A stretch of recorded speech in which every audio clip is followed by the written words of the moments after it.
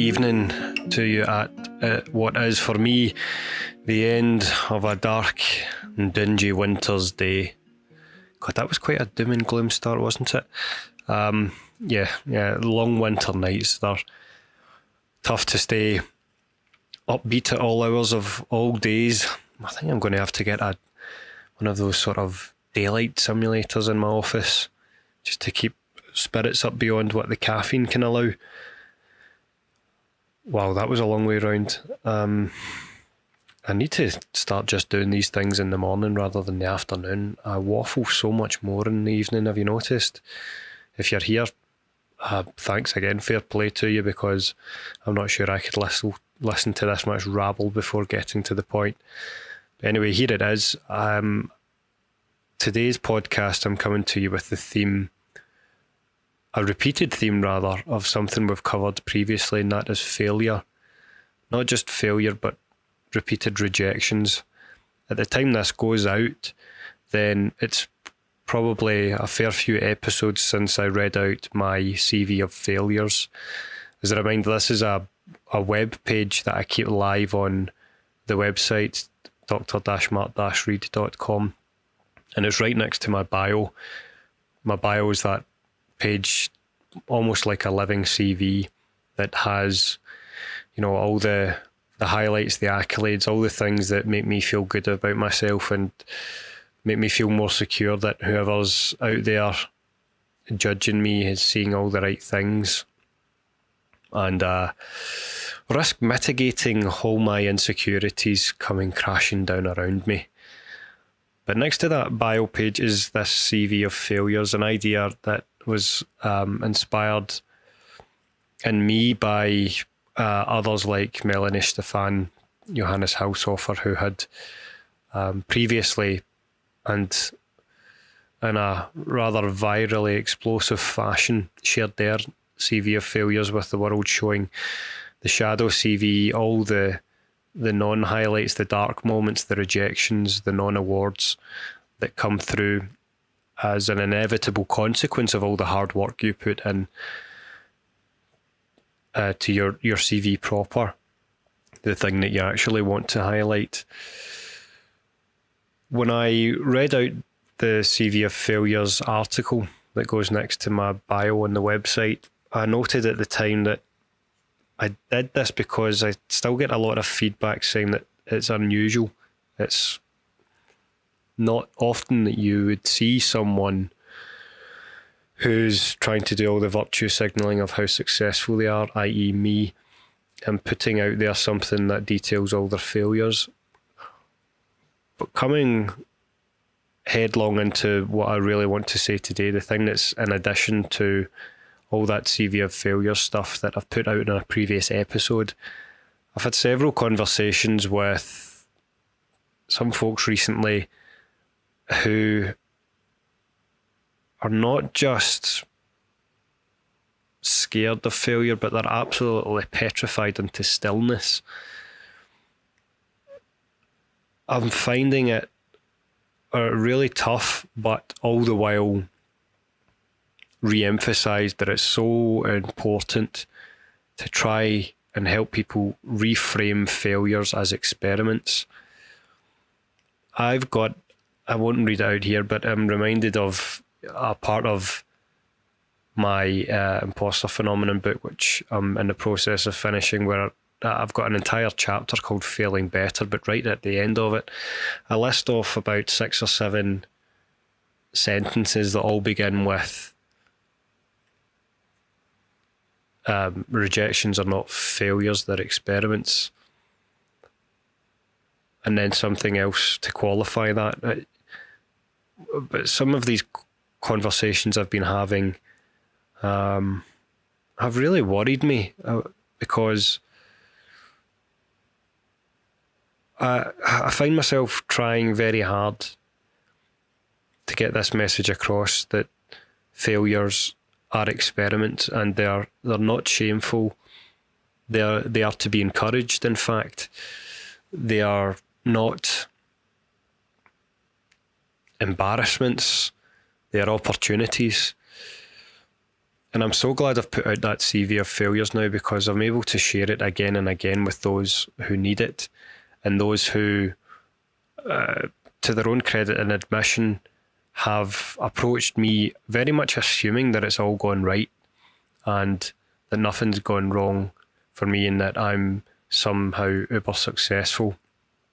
And as cringeworthy as it is to say those things out loud, having that CV of failures there is a really quick and effective way to give someone a reference to say, that's complete and utter nonsense.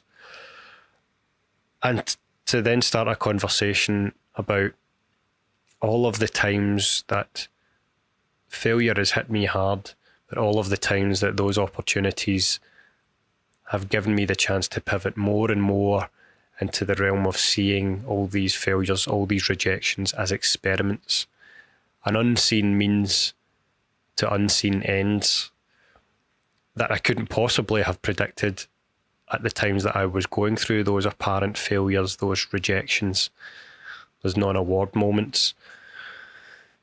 And I've said in previous days, and this is what I'll come to now, remaining unscripted and taking us down the path of whatever has come into my head, but what I think is relevant to share here is that the fellowship I'm on right now is not the only one I've had.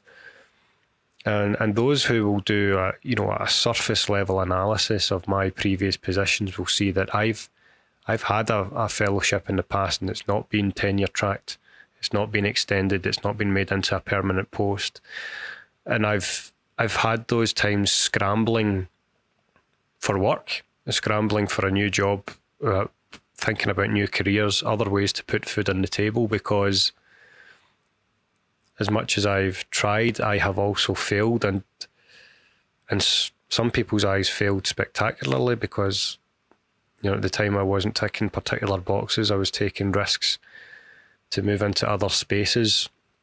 But the bottom line was, some people had to make difficult decisions to let me go, and for me then to have to look very deeply into the mirror at something that in one sense was a failure for me, one sense was a panicked, very dark time in my career, and at the same time had to somehow be pivoted into an opportunity.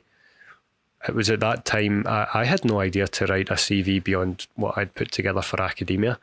I didn't know how to put a CV together for people who didn't give two shiny shits about any papers that I'd written, and that who didn't even know, let alone care about the metrics by which I'd judged my life to this point. I had some idea, but then had the ample opportunity in this moment of failure to perhaps explore more how I might try and make money rather than be given money in whatever job I could get. A horrible, horrible time, but one that, looking back on it now, was just absolutely dense with wonderfully forced moments of getting out of my comfort zone and trying to put a more mature hat on to what the longest and broadest opportunities for my career could be, where previously it had been just singularly tracked in one direction, and I thought that's the only way it was ever going to go. But now, having gone through that failure, I see things very differently. And when it's unscripted like this, I've always got that selfish tendency to just share my own stories. Bringing this back to some sort of generalisation, there's conversations out there that will scare you, because you will see people who don't handle failure as well as you. Even if you don't think you handle failure very well, I'm willing to bet at this stage that you're going to come across conversations with those people in your care, those younger than you or less experienced, who will make you realise how far you have come. These people will make you see that you are in fact handling failure very well, even when you think you're not. I still don't think I handle failure that well, Now, after conversations like those I'm alluding to, and with some reflection on how I've dealt with failure in the past, I know I've come a long way. So at the end of this episode, I want to emphasise, I hope you'll allow me to re-emphasise a point from a previous episode, which is to please consider putting together your CV of failures. It will be beneficial to you. You will see the fullness of your efforts in a way that you haven't before. But oh man, will it be useful to someone else you don't even know yet? Consider your CV of failures. Consider who that's going to help after it helps you. Thanks for sticking around. We'll see you again soon for another episode of the Read Indeed podcast.